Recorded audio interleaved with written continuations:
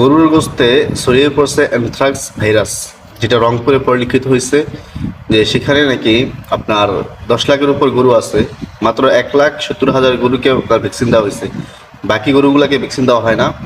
যার কারণে সেখানে এক অ্যানথ্রাক্স যে ভাইরাস সেটা ছড়িয়ে পড়ছে, এবং সেখান থেকে আপনার যারা এই গরুর গোশত খাইছে তাদেরকেও আক্রমণ করছে।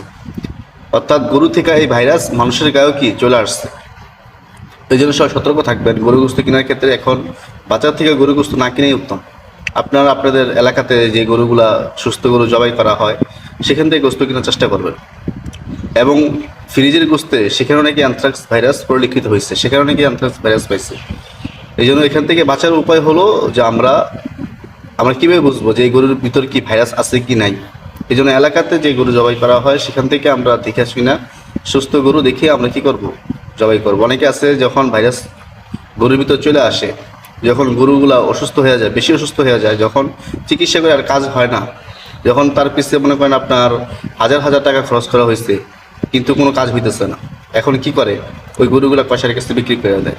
তখন আবার তারা এই গরু জবাই করে মানুষের কাছে দেয়, মানুষকে খাওয়ায়। তো যার কারণে এই গরু থেকে এই ভাইরাসগুলা কি মানুষের শরীরে আসতেছে। এই জন্য সবাই সতর্ক থাকবেন। এই রংপুর থেকে এই ভাইরাসটা আপনার পরিলক্ষিত হয়েছে, সেখান থেকেই ছড়াইতেছে। তো সবাই সতর্ক থাকবেন।